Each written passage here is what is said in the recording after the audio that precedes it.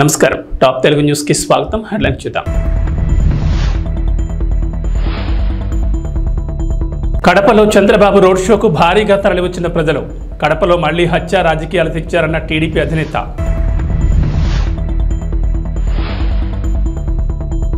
వైసీపీని అధపాతాళానికి తొక్కేయాలి పవన్ కళ్యాణ్.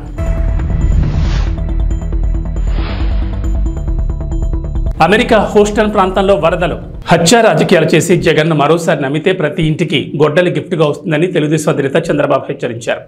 నవరత్నాలు పేరిట మరోసారి నవమోసాలకు పాల్పడుతున్నారని విమర్శించారు. గత మేనిఫెస్టోలో పెట్టిన ఏ ఒక్క హామీ అమలు చేయని జగన్ ఏ ముఖం పెట్టుకుని మళ్లీ ప్రజలను ఓట్లు అడుగుతున్నారని చంద్రబాబు నిలదీశారు. వైఎస్ఆర్ జిల్లా కడపలో పర్యటించిన చంద్రబాబు ప్రజాగళం బహిరంగ సభలో పాల్గొన్నారు. కడప ఎవరి జాగీరు కాదని ప్రజలు తలుచుకుంటే ఎంతటి వారైనా నేలకు దిగాల్సిందేనని చంద్రబాబు అన్నారు. కడపలో ఆయన భారీ రోడ్ షో నిర్వహించారు. ఏం తమ్ముళ్ళు హుషారుగా ఉన్నారా? నేను చాలా సార్లు కడపకు వచ్చాను కానీ ఈరోజు కడప రాజకీయం మారుతా ఉంది. గడప గడప గడపలో మార్పు కనపడిస్తా ఉంది. అవునా కాదా తమ్ముళ్ళు అని మిమ్మల్ని అడుగుతున్నా. కడప అసెంబ్లీ అభ్యర్థిగా మాధవిరెడ్డి, పార్లమెంట్ అభ్యర్థిగా భూపేష్ రెడ్డి గెలిపించమని కోరడానికి వచ్చాను. ఇటీవల మీరందరూ పేరు పెట్టారు.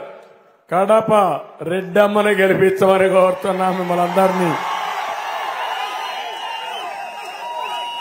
ఏదైతే ఈ కడపలో రౌడీజం ఉందో ఆ రౌడీజాన్ని అణిచివేయడానికి మాధవిరెడ్డి గారు అలయాస్ రెడ్డమ్మ గారే సూటబుల్ అని చెప్పి మీకు తెలియజేస్తున్నా.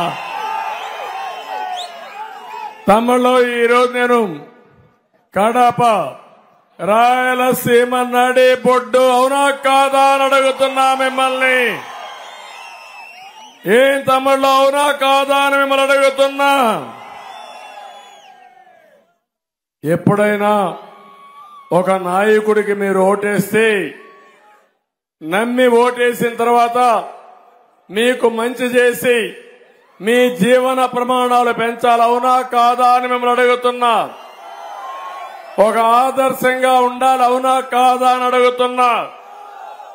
పోటీ చేసే నాయకులు కూడా ప్రజాభిమానం, ప్రజల శ్రేయస్సు కోసం అదే సమయంలో మీకు శాంతి భద్రతలు కాపాడే వ్యక్తి ఉండాలి అవునా కాదా అని అడుగుతున్నా. మొన్ననే సైకో జగన్ వచ్చాడు. నేను ముద్దుగా పిలిచే పేరు సైకో. ఎందుకంటున్నానంటే ఒక అహంకారి వ్యక్తి. నేను రాజశేఖర్ని చూసా, 45 ఏళ్లు రాజకీయాలు చేశా. నా జీవితంలో ఇలాంటి వ్యక్తిని ఎప్పుడూ చూడలేదు. ఒక అహంకారి, ఒక ఆయన నేచర్ చూస్తే ఒక సైకో నేచర్ ఎవరిని భరించలేడు. కడాన ఆయన వాళ్ళ తండ్రి కూడా భరించలేక ముఖ్యమంత్రిగా ఉంటే బెంగళూరు పంపించాడు. జ్ఞాపకం ఉందా తమ్ముళ్ళు అని మిమ్మల్ని అడుగుతున్నా. కన్న తల్లిని తిండి పెట్టిన వాడు నీకు నాకు ఒక లెక్క తమ్ముళ్ళు అని అడుగుతున్నా. కన్న చెల్లికి ఆస్తిలో హక్కు ఇవ్వనవాడు నీకు నాకేమైనా చేస్తాడా తమ్ముళ్ళు అని అడుగుతున్నా. గౌరవం తెలియని వ్యక్తి, సంస్కారం నేర్చుకోని వ్యక్తి, ఇంకో పక్క విధ్వంసకారుడు. చాలా ప్రమాదం ఇది. ఒక ఇంట్లో ఉంటే మనకి ఇబ్బంది లేదు. ఒక ఊర్లో ఉంటే ఆ ఊరు నాశనం అవుతుంది. ఒక రాష్ట్రానికి ముఖ్యమంత్రి అయితే ఆ రాష్ట్రం అతలాకుతలం అయిపోతుంది. అదే ఈరోజు జరుగుతా ఉంది అవునా కాదా అని మిమ్మల్ని అడుగుతున్నా. ఇంకో పక్క ఒక దోపిడీదారుడు, ఒక బందిపోటీతనం, మొత్తం సంపదంతా అతనికే కావాలి. మీరు చూడండి, ఇంతవరకు నా జీవితంలో ఎప్పుడూ చూడలేదు ఇంత బరిదెగించిన వ్యక్తిని. శాండ్ ఏం తమ్ముళ్ళు మొత్తం దోచేశాడా లేదా అని అడుగుతున్నా. ఇప్పుడు మీ బాధ్యత ఒక్క మాదిగ ఓటు కూడా జగన్ కు పడకూడదు. మీరు అడగాలి. తెలుగుదేశం ఎన్డీఏ వర్గీకరణ చేస్తా అన్నారు. నీ సమాధానం ఏంటని అడగండి. సమాధానం చెప్పకపోతే పరిష్కార మార్గం చిత్తుగా ఓడించి వర్గీకరణ కోసం మీ ఓటు వేయాల్సిందిగా, ఎన్డీఏకి వేయాల్సిందిగా కోరుకుంటూ మరొక్కసారి అందరికీ నమస్కారాలు. చాలా బాగా జరిగింది. ఈ మీటింగ్ జయప్రదం చేసిన మిమ్మల్ని అందరినీ మనస్ఫూర్తిగా అభినందిస్తూ అందరికీ నమస్కారం చెప్తూ, ఇప్పుడే గోవర్ధన్ రెడ్డి గారు ఒక 5 లక్షల రూపాయలు పార్టీకి విరాళంగా ఇచ్చాడు. చాలా సంతోషం. వారిని మనస్ఫూర్తిగా అభినందిస్తున్నా. మీరు కూడా ఓటు, దానికి కావాల్సిన ఆర్థిక సహాయం కూడా చేయాలి. ఇప్పుడు మా భూపేష్ రెడ్డి ఉన్నాడు, ఆయన దగ్గర ఏం డబ్బులు లేవు. ఆయన బండి నడపాలంటే మీరు కూడా ముందుకు రావాలి. మీరు కష్టాల్లో ఉన్నారు, మీ ఆదాయం లేదు, వ్యాపారాలు పోయినాయి, చిన్న చిన్న వ్యాపారాలు పోయినాయి, రైతులు దెబ్బతిన్నారు, ఉద్యోగస్తుల జీతాలు రావడం లేదు, అన్ని ఇబ్బందులున్నాయి. మళ్లీ అన్ని కూడా మనం సెట్ చేద్దాం. మీకు మనో నిబ్బరం కావాలి, మనో సంకల్పం ఉండాలి. అందరి మాట ఒకటే, ఈ రాష్ట్రాన్ని కాపాడుకుందాం, మన పిల్లల భవిష్యత్తుని చూద్దాం. మీరందరూ కూడా మరొక్కసారి 10 రోజులు మీరు కష్టపడండి, 5 ఏళ్లు మీకోసం మేము కష్టపడతామని మరొక్కసారి హామీ ఇస్తూ, రేపటి నుంచి నాకు గ్రాఫ్ కనపడాలి. ఈ కడపలో కడప రెడ్డమ్మ గ్రాఫ్ పెరగాలి. ఎంపీగా భూపేష్ రెడ్డి గ్రాఫ్ పెరగాలి. అది పెరగకపోతే ఇంకా మీలో ఏదో ఒక బలహీనత ఉన్నట్టు అవుతుంది. మీ భవిష్యత్తు కోసం నేను చెప్పేది. అందుకే అందరం కలిసి ముందుకు పోవడం కోసం కడపను అభివృద్ధి చేసుకుందాం, రాయలసీమను అభివృద్ధి చేద్దాం, ఈ రాష్ట్రాన్ని అభివృద్ధి చేసుకుంటా అని చెప్పి కోరుకుంటూ అందరికీ నమస్కారాలు. జై హింద్, జై తెలుగుదేశం. తెలంగాణలో ఎండలు మండిపోతున్నాయి. పలు ప్రాంతాల్లో భానుడు నిప్పులు కురిపిస్తున్నాడు. రాష్ట్రంలోని అత్యధిక ఉష్ణోగ్రతలు నమోదవుతున్నాయి. పెద్దపల్లి జిల్లా మందని, జగిత్యాల జిల్లా నేరేళ్ల, సూర్యాపేట జిల్లా మునగాల, ఖమ్మం జిల్లా పమ్మిలో 46.7 డిగ్రీల గరిష్ట ఉష్ణోగ్రతలు నమోదయ్యాయి. నల్గొండ జిల్లా కామారెడ్డిగూడెం, మంచిర్యాల జిల్లా హజీపూర్, కరీంనగర్ జిల్లా వేణవంకలో 46.5 డిగ్రీలు రికార్డు అయినట్లు హైదరాబాద్ వాతావరణ కేంద్రం తెలిపింది. మహబూబాబాద్, నారాయణపేట్, జయశంకర్, వరంగల్, ములుగు, జనగామ, వనపర్తి, గద్వాల్, నాగర్ కర్నూల్, హనుమకొండ, కొత్తగూడెం, నిర్మల్, మహబూబ్ నగర్, మేడ్చల్, మల్కాజ్గిరి, నిజామాబాద్ జిల్లాలో 46 డిగ్రీల గరిష్ట ఉష్ణోగ్రత రికార్డైంది.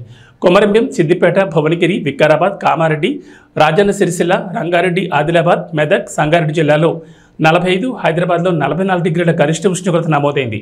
రోజురోజుకి పెరుగుతున్న ఉష్ణోగ్రతలతో ప్రజలు ఉక్కిరిబిక్కిరవుతున్నారు. మధ్యాహ్న సమయంలో ఇళ్ల నుంచి బయటకు రావాలంటే జంకిపోతున్నారు.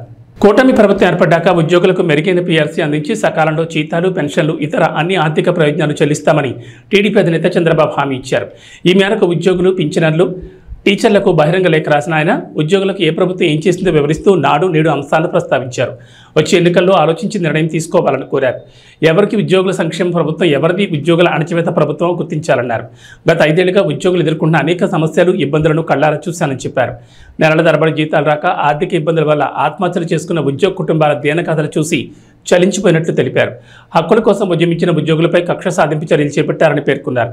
ఉద్యోగుల చరిత్రలో ఎన్నడూ లేని విధంగా రివర్స్ పీఆర్సీ తెచ్చారని ఆక్షేపించారు. అదనపు క్వాంటం పింఛన్ తగ్గించి వృద్ధులను ఇబ్బంది పెట్టారన్నారు. వారం రోజుల్లో సిపిఎస్ రద్దు చేస్తామని మోసగించారని తెలిపారు.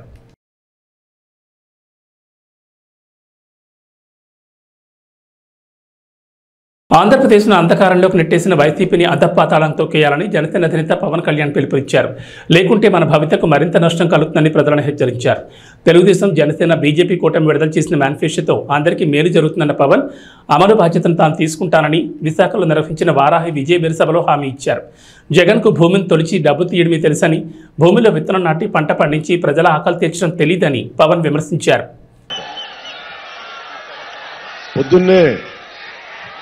ఇందాక సాయంత్రం పాలకొండ నియోజకవర్గానికి వెళ్లి నిమ్మక జయకృష్ణ గారని, కొత్తపల్లి గీత గారని వారికి చేసి వచ్చా, ప్రచారం చేసి వచ్చా. ఒకటే అనిపించింది అక్కడ మన ఉత్తరాంధ్ర వైజాగ్ అన్న, ఉత్తరాంధ్ర అన్న నాకు చాలా ప్రాణం, చాలా నటన ఇక్కడే ఓనామాలు దిద్దుకున్నాను. సో నాకు తమ్ముళ్ళు ఒక పాట గుర్తొచ్చింది పాలకొండలో. మల్లికార్జునరావు గారు క్యారెక్టర్ ఎప్పుడు పెళ్లి చేసుకుంటా ఉంటాడు. మన ఉత్తరాంధ్ర పాట వైజాగ్లో నేను ఇక్కడ యాక్టింగ్ నేర్చుకుంటున్నప్పుడు శిక్షణలో ఒక పాట గుర్తొచ్చింది. అంటే ఒక 50 అడుగులున్న తాటి చెట్టు ఎక్కలు, 12 అడుగులు 16 అడుగులు తాటి మన ఈత చెట్టు ఎక్కలేవు కానీ మళ్ళీ నీకు ఎందుకు పెళ్లి అన్నట్టు ఆ పాట పాడి వినిపించారు. ఒకటి ఉత్తరాంధ్ర అంటేనే ఆట పాట పొలం పని సముద్రం సైనికుడు. ఇది నా మాటలు కాదు, సిక్కోలు 6 ప్రాణాలని చెప్పి ఒక రచయిత రాసినాయి. ఆట పాట పొలం పని సముద్రం సైనికుడు, ఇది ఉత్తరాంధ్ర 6 ప్రాణాలు. ఇది సో వాటి గురించి గుర్తొచ్చి మాట్లాడుతా ఆట పాట అంటే గుర్తొచ్చింది. అంటే తాడి సెట్టెక్కనేవు తాడి కళ్ళు తెంపనేవు, ఈత సెట్టెక్కనేవు ఈత కళ్ళు తెంపనేవు, తాడి సెట్టెక్కనేవు తాడి కళ్ళు తెంపనేవు, ఈత సెట్టెక్కనేవు ఈత కళ్ళు తెంపనేవు. మళ్ళీ మళ్ళీ నీకెందుకురా పెళ్ళి, మళ్ళీ నీకెందుకురా పెళ్ళి. పాట నేను మిమ్మల్ని సినిమాల్లో పాడానని చెప్పడానికి చెప్పట్లా, మళ్ళీ ఓటు అడగడానికి జగన్ వస్తున్నాడు. అందుకని మళ్ళీ ఆయనేమో నువ్వు తాడి చెట్టు ఎక్కలేవు ఈత చెట్టు ఎక్కలేవు అన్నావు, నువ్వు సిపిఎస్ రద్దు చేయలా, ఫీజు రీఎంబర్స్మెంట్లు చేయలా, డిఎస్సి నోటిఫికేషన్ ఇవ్వాలా, ఇలా మహిళలకి ప్రాణరక్షణ కల్పించలా, అడ్డగోలుగా సముద్రం మొత్తం మత్స్యకారులకి నిలబడలా, ఇక్కడ కూర్చోబెట్టి అడ్డగోలుగా వేలాది ఎకరాలు దోచేశాం, భూముల్ని రక్షించలా. మనం మళ్ళీలాగా మళ్ళీ మన జగ్గుబాయికి ఎందుకే నీకు ఎన్నికలు, ఎందుకే ఓటును. సో మన మళ్ళీకి చెప్పండి, వైసీపీ మళ్ళీకి నీకు ఎందుకే పెళ్లి మళ్ళీ వాళ్ళు చాలేరు. ఉత్సాహం ఉంది కదా. నేను మీ భవిష్యత్తు కోసం మాట్లాడుతున్నా. నాయకత్వం అంటే ఒక తరం కోసం ఆలోచన ఇవ్వడం. నేను ఎప్పుడు కూడా సినిమాలో ఉన్నప్పుడు ఒక్క ఫ్యాన్ క్లబ్ నేను పెట్టలా, ఒక్క సినిమా ఫంక్షన్ నేను కూర్చోబెట్టి నా సినిమా చూడమని నేను చెప్పలా. నేను చదువుకుంది నాని పాల్కి వాళ్ళని చదువుకున్నాను, నేను చదువుకుంది ఒక లోక్నాయక్ జయప్రకాష్ నారాయణ చదువుకున్నాను, అంబేద్కర్ గారు మనకి రచనలు చదివాను, వ్యాసాలు చదివాను, history social sciences political history biographies, సాధారణ మనిషి కష్టాలు ఎలా ఉంటాయో చదివాను, ఒక నోమ్ చోమ్స్కీ చదివాను. ఇంత అవగాహన చేసుకుని రోడ్ల మీద తిరిగితే అన్నిటికంటే కూడా గొప్ప పాఠం ఉద్యానంలో అందరికీ నీడనిచ్చే చెట్ల మధ్యలో ఉండి వాళ్ళకి సంపద నీళ్లు కల్తీ అయిపోయి కిడ్నీ వ్యాధులు వస్తుంటే వాళ్ళ కష్టాన్ని చూసి చలించిపోయాడు. అందరం పక్కనే ఉన్నాం, వెళ్ళి మాట్లాడితే ఆ రోజున అదృష్టవశాత్తు చంద్రబాబు గారు కూడా కొంచెం ఆలోచించి బలమైన నిలబడే వ్యక్తి కాబట్టి పబ్లిక్ పాలసీకి ఆయన స్పందించారు. ఈ రోజుకి మనం తాగునీటికి ఇబ్బందులు పడతా ఉన్నాం, నీరు కల్తీ అయిపోయింది, సాగునీటికి సమస్యలు ఉన్నాయి. సముద్రం అనేది సంపద. విశాఖలో సముద్రం కానీ ఉత్తరాంధ్ర సముద్రం కానీ ఇది సంపద. ఈ సంపద ఒకప్పుడు బ్రిటిష్ వాళ్ళు మొత్తం వాళ్ళ నేవల్ ఫోర్స్ తోటి ప్రపంచాన్ని ఆక్యుపై చేశారు. సముద్రం అంటే సంపద. కానీ అలాంటి సముద్రం చెత్త కుప్పలా చేసేశారు అందరూ. మనకి పరిశ్రమల్లోని వ్యర్థాలు అన్ని సముద్రంలోకి వదిలేస్తారు, శుద్ధి చేయరు. కాలుష్యం ఉంది, బూడిద వచ్చేస్తుంది, ఎవ్వరూ పట్టించుకోరు. ఏదైనా మాట్లాడితే ఎవరికి సమయం లేదు. ఒక ప్రమాదం జరిగినప్పుడు, ఒక ఎల్జీ పాలిమర్ జరిగినప్పుడు బయటకు వస్తాం, విషవాయువులు వచ్చినప్పుడు బయటకు వస్తాం. నాకు కూడా చిరాకు ఉంది నా మీద. నేను ఒక రోడ్ల మీదకి వచ్చి మాట్లాడగలను, చేయగలను. కానీ నిజంగా నేను అసెంబ్లీలో ఫస్ట్ టైం ఎప్పుడు రిగ్రెట్ అయ్యానంటే, నన్ను గాజువాకలో గెలిపించున్నా, భీమవరంలో గెలిపించున్నారే, మన పాలిమర్స్ విషయంలో, ఎల్జీ పాలిమర్స్ విషయంలో గొంతినిపించేవాడిని. ఫీజు రీఎంబర్స్మెంట్లు రాలేదే, అరే యువత తాలూకు వేదనని వినిపించేవాడిని. అరే మత్స్యకారులకి సరైన భృతి ఇవ్వలేదు, అది వినిపించేవాడిని. వాళ్ళకి వలలు, బోట్లు కూర్చొని ఏమి ఇవ్వాలి, అది వినిపించేవాడిని. రైతులకి మద్దతు ధర లేదు, అది వినిపించేవాడిని.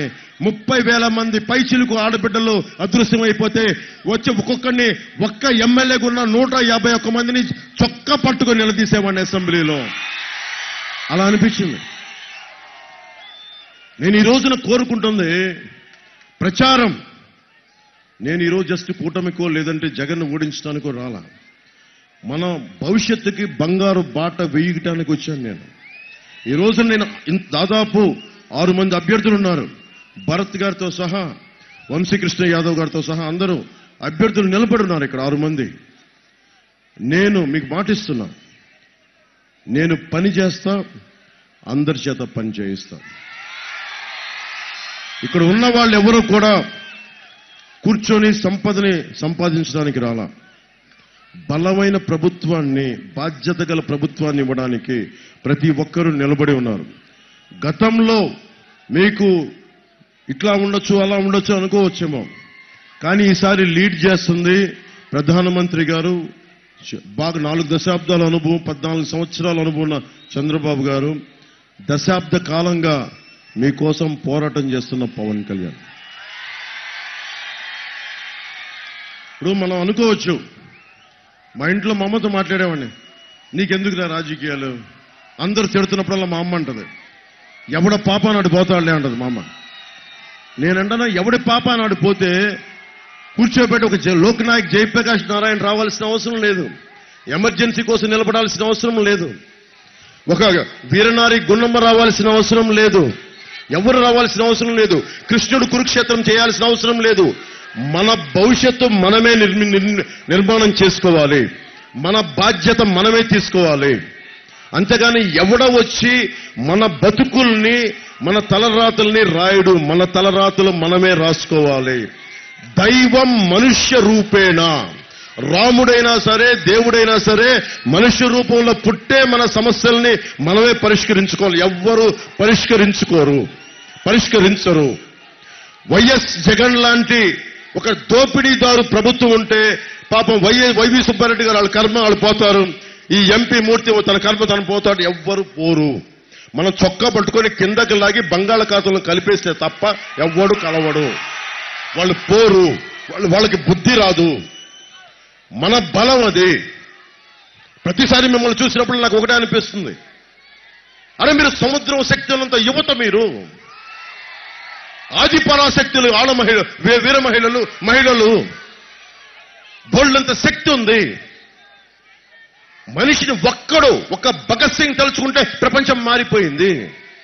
ఒక్క శ్రీశ్రీ 1918లో ఎముకలు మళ్ళీ సోమరులారా చావండి అంటే ఈ రోజుకి మహాప్రస్థానంతో అందరం ఊగిపోతాం. ఒక్కడు తలుచుకుంటే. One man's courage makes a majority. One man's courage. ఇది నా ఒక్కడి సొంతం కాదు. అది ఒక్కడి సొంతం కాదు. మీలో ప్రతి ఒక్కరిలో ధైర్యం ఉంది. ఇక్కడున్న ఆడబిడ్డల్లో కావచ్చు, ఇక్కడున్న పైన పెద్దల్లో కావచ్చు, మేడల్లో మిద్దెల పైన పెద్దల వల్ల కావచ్చు, ఆ దూరాన అల్లంత దూరాన కూర్చొని జెండాలు పట్టుకున్న ఒక్కొక్క యువకులు కావచ్చు, యువత కావచ్చు. ధైర్యం అనేది మీ గుండెల్లో ఉంటుంది.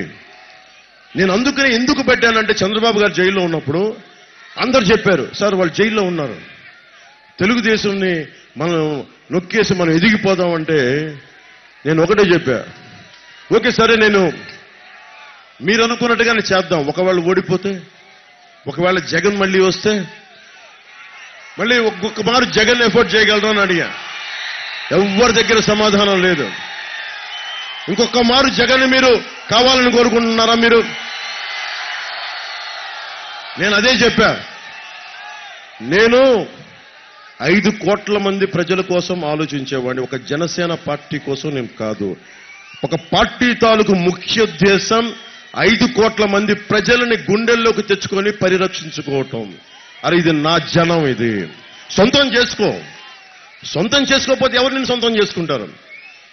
మిగతా వాళ్ళు అలా ఆలోచిస్తారో లేదో నాకు తెలియదు. నేనైతే మీ భవిష్యత్తును దృష్టిలో పెట్టుకొని నన్ను నేను తగ్గించుకొని నేను మిమ్మల్ని పెంచాను.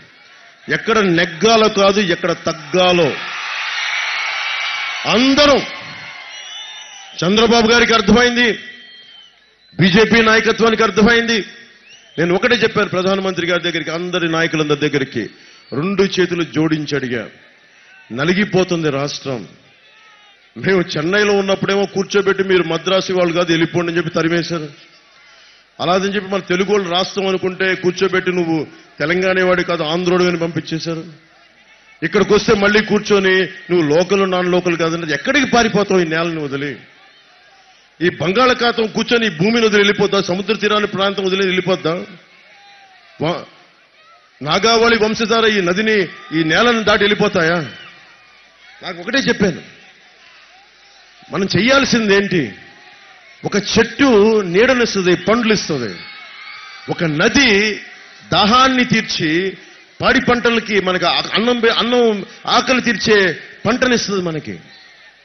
నిజంగా ప్రజాక్షేమం ఆలోచించేవాడు ఎవడైనా సరే, అరే ఏమైపోతారు మనం అందరం కలెక్టివ్గా ఉండకపోతే?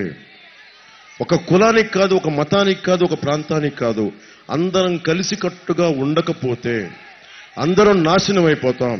ఎన్నికల నేపథ్యంలో ఢిల్లీ ముఖ్యమంత్రి అరవింద్ కేజ్రీవాల్ దాఖలు చేసిన మధ్యంతర బెయిల్ పిటిషన్పై వాదనలు వింటామని సుప్రీంకోర్టు పేర్కొంది. ఈ అంశాన్ని మే 7న విచారిస్తామని ఎన్ఫోర్స్మెంట్ డైరెక్టరేట్ ఈడీ తెలిపింది. విచారణకు సిద్ధమై రావాలని ఈడీ తరపు న్యాయవాదికి సూచించింది. ఈడీ అరెస్టుకు వ్యతిరేకంగా కేజ్రీవాల్ దాఖలు చేసిన పిటిషన్ విచారణకు సమయం పడుతుందన్న ధర్మాసనం ఆ కారణంగానే మధ్యంతర బెయిల్ పిటిషన్ను పరిశీలిస్తున్నట్లు వెల్లడించింది.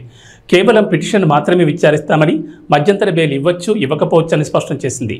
మనీ లాండరింగ్ కేసులో మార్చి 21న అరెస్ట్ అయిన కేజ్రీవాల్ బెయిల్ కోసం సుప్రీంకోర్టును ఆశ్రయించారు. లోక్సభ ఎన్నికల నేపథ్యంలో మధ్యంతర బెయిల్ మంజూరు చేయాలని విజ్ఞప్తి చేశారు. దీనిపై స్పందన తెలియజేయాలని ఏప్రిల్ 15న ఈడీకి ధర్మాసనం నోటీసులు జారీ చేసింది.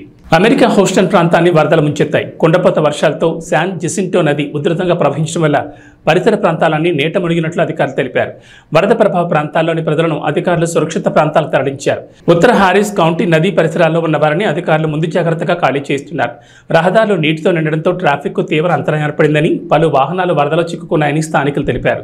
అత్యవసర పరిస్థితులు ఉంటే తప్ప ఇళ్లలో నుంచి బయటకు రావద్దంటూ హెచ్చరికలు జారీ చేశారు. ఫలితంగా అనేక ప్రాంతాలు జలమయమయ్యాయి. రోడ్లపై వరద నీరు నిలిచిపోయింది. మోకాళ్ళ లోతు పైగా వర్షపు నీరు నిలిచిపోయింది. సబ్వేలన్నీ వరద నీటితో నిండిపోయాయి. చెరువులను తలపించాయి. ఇజ్రాయెల్ హమాస్ యుద్ధానికి వ్యతిరేకంగా కళాశాల క్యాంపస్లో జరిగిన నిరసనలకు సంబంధించి ఇప్పటివరకు కనీసం 2000 మందిని అరెస్ట్ చేశారు. అసోసియేటెడ్ ప్రెస్ ప్రకారం ఏప్రిల్ 17న కొలంబియా యూనివర్సిటీలో టెంట్ క్యాంప్మెంట్ ప్రారంభమైనప్పటి నుంచి 35 క్యాంపస్లలో అరెస్టులు జరిగాయి. ఇంతలో కొలంబియా యూనివర్సిటీ భవనం నుండి నిరసనకారులను తొలగించే పనిలో పాల్గొన్న ఒక పోలీస్ అధికారి హాల్ లోపల తన తుపాకీతో కాల్పులు జరిపాడు. అయితే ఎవరికీ గాయాలు కాలేదు. ప్రదర్శనకారులు ఏప్రిల్ 30న హామిల్టన్ హాల్ను స్వాధీనం చేసుకున్నారు. అక్కడ ఉన్న టెంట్ క్యాంప్మెంట్ నుండి క్యాంపస్లో తమ ఉనికిని పెంచుకున్నారు. ప్రదర్శనకారులను బలవంతంగా తొలగించేందుకు నిర్వాహకులు పోలీసులను ఆశ్రయించడంతో కళాశాల క్యాంపస్లలో కొన్ని రోజులుగా ఉద్రిక్తత నెలకొంది. ఇది విస్తృతంగా అందరి దృష్టిని ఆకర్షించి ఘర్షణలకు దారితీసింది. సికింద్రాబాద్ లోక్సభ నియోజకవర్గంలో మరోసారి బీజేపీ జెండా ఎగరేయాలని బీజేపీ ఎంపీ అభ్యర్థి కిషన్ రెడ్డి పిలుపునిచ్చారు.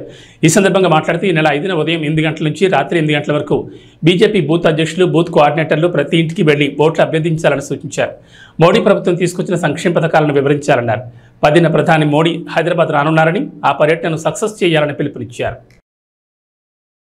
ఎన్నికల ప్రచారంలో భాగంగా కిషన్ రెడ్డి శుక్రవారం రాత్రి సికింద్రాబాద్లో రోడ్ షో నిర్వహించారు. మాజీ గవర్నర్ తమిళిసై, సినీ నటుడు సాయి కుమార్ పాల్గొన్నారు. ఈ సందర్భంగా తమిళిసై మాట్లాడుతూ కిషన్ రెడ్డిని మరోసారి గెలిపించి పార్లమెంటుకు పంపాలన్నారు. దేశం భద్రంగా ఉండాలంటే మరోసారి మోడీని ప్రధాని చేయాలని కోరారు. కాంగ్రెస్ ఓటేస్తే ఎవరు ప్రధాని అవుతారో తెలియదని ఎద్దేవా చేశారు. నేను సికింద్రాబాద్ బిడ్డను, నేను ఎప్పుడైనా మీ దగ్గరే ఉంటాను. ఇప్పుడు మనకు అతిథిగా వచ్చినటువంటి మన తమిళిసై సౌందరరాజన్ గారు మాట్లాడారు.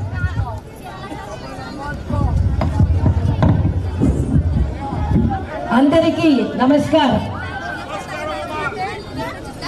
నా ఇక్కడ రావడం, మీ అందరూ కలవడం నాకు చాలా సంతోషంగా ఉన్నది.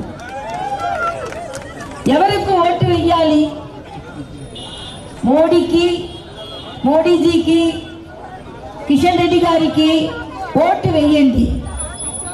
ఎందుకు ఓటు వేయాలి? శుభ్ర పరిపాలన కోసం మోడీకి వేయండి. దేశాన్ని సురక్షితంగా ఉంచాలంటే మోడీజీకి, కిషన్ రెడ్డి గారికి ఓటు వేయండి. దేశానికి బలమైన ప్రధాని కావాలి అంటే మోడీజీకి, కిషన్ రెడ్డిజీకి వేయండి. నేను ఒక్క ప్రశ్న అడుగుతున్నాను. కాంగ్రెస్ కు ఓటు వేసిన ప్రధాని ఎవరు? బీఆర్ఎస్ కు ఓటు వేసిన ప్రధాని ఎవరు? తెలియదు. బీజేపీకి ఓటు వేసిన ప్రధాని ఎవరు? బలమైన నాయకుడు మోడీజీ. బలమైన నాయకుడు మోడీజీ. సో యారికి వేసిన ఓటు? మోడీజీకి వేసిన ఓటు. ఇప్పుడు మీరు ఎవరికి ఓటు వేయాలనుకుంటున్నాను చెప్పండి. ఇప్పుడు మీరు ఎవరికి ఓటు వేయాలనుకున్నాను? మోడీజీకి, బీజేపీకి, కిషన్ రెడ్డి గారికి, తామర గుర్తుకు ఓటు వేయండి. ధన్యవాదాలు. చివరి దశ డీబీటీ చెల్లింపుల ప్రయత్నంలో ఏపీ ప్రభుత్వం తీవ్ర కసరత్తు చేస్తోంది. బటన్ నొక్కితే అకౌంట్లలోకి నగదు బదిలీ అయ్యే ప్రక్రియనే డీబీటీ అంటారు. ఇప్పటికే వివిధ పథకాలకు సంబంధించి నగదు బదిలీ ప్రక్రియ పెండింగ్లో ఉంది. చదువుకునే విద్యార్థులకు సంబంధించి జగనన్న విద్యా దీవెన, లానేస్తం నిధులు విడుదల కావాల్సింది. దీనికోసం చాలామంది ఎదురు చూస్తున్నారు. చివరి దశ చెల్లింపుల కోసం ఇప్పటికే ఈసీని అనుమతి కోరింది ప్రభుత్వం. అయితే ఎలక్షన్ కమిషన్ నుంచి ఇప్పటి వరకు ఎలాంటి అనుమతి రాలేదు. పులివెందుల్లో సీఎం జగన్ సతీమణి వైఎస్ భారతి ప్రతిరోజు విస్తృత ప్రచారం చేస్తున్నారు. ప్రత్యేకించి మహిళలను ఆకట్టుకునే పనిలో ఉన్నారని ఇంటింటికి తిరుగుతూ ప్రజల బాధలు తెలుసుకుంటున్నారు. పెన్షనర్ల అవస్థలు మళ్లీ జగన్ వస్తేనే తగ్గుతాయంటున్నారు. ఆంధ్రప్రదేశ్ సార్వత్రిక ఎన్నికల్లో భాగంగా సీఎం జగన్ రాష్ట్ర వ్యాప్తంగా సుడిగాలి పర్యటన చేస్తూ దూసుకుపోతున్నారు. ప్రతిరోజు 3 నియోజకవర్గాల్లో ఎన్నికల ప్రచారంలో పాల్గొంటున్నారు. తన పాలనపై ప్రజలకు వివరిస్తూ ముందుకు సాగుతున్నారు. పులివెందుల నియోజకవర్గంలో వైఎస్ భారతి గారు పులివెందుల నియోజకవర్గంలో ప్రచారం నిర్వహిస్తున్నారు. ఇంటింటికి కూడా వెళ్ళి కూడా పూర్తిగా కూడా చూసుకుంటే ఎక్కడ చూసిన అపురూప స్పందన ఇక్కడ లభిస్తూ ఉంది. మరి ప్రజల నుంచి ఎటువంటి స్పందన వస్తుందో సార్ అడిగి తెలుసుకునే ప్రయత్నం చేద్దాం. మేడం చెప్పండి, ఇక్కడ మనం చూస్తున్నాము ప్రజలు ఎక్కడికి చూసినా కానీ మీ వెంటే వస్తూ ఉన్నారు. ఏమంటున్నారు మేడం? ప్రజలందరూ జగన్ సార్కి ఏమ్మా మేము అని చెప్తాను. 2019 నుంచి కూడా చూసుకుంటే సీఎం జగన్మోహన్ రెడ్డి ఎన్నో పథకాలు అందించారు. ఈసారి కూడా మేనిఫెస్టోలో ప్రజలు అందరికీ చేరువయ్యేలా కూడా పెట్టారు. అయితే దీని గురించి ఏమైనా అంటున్నారా మేము మేనిఫెస్టో గురించి? అంటే సార్ చెప్పినాడంటే చేస్తాడనే నమ్మకం ఉంది. సంతోషంగా ఉండారు ప్రజలు ఉండే పథకాలతో. మనం చూసాం మేము 2019 ఎన్నికలు కొంచెం డిఫరెంట్గా ఉన్నాయి. 2024 వచ్చేసరికి మరింత కూడా డిఫరెంట్గా మారాయి. ఇక్కడ కొంచెం రాజకీయాలు కూడా ప్రత్యర్థులు చాలామంది నిల్చున్నారు. దీనికి మీ స్పందన ఏంటి? మొన్న జగన్ గారు కూడా ఆయన స్పీచ్లో చెప్పినారు కదా, పులివెందుల నా బలము, పులివెందుల ఇంతవరకు నన్ను నిలబెట్టింది పులివెందులనే అన్నాడు కదా. సో పులివెందులు ఎప్పటి నుంచో ఉంది మా కుటుంబానికి, పులివెందుల గారికి ఉంది. ఏబీ బులెటిన్ విశేషాలు. నమస్కారం.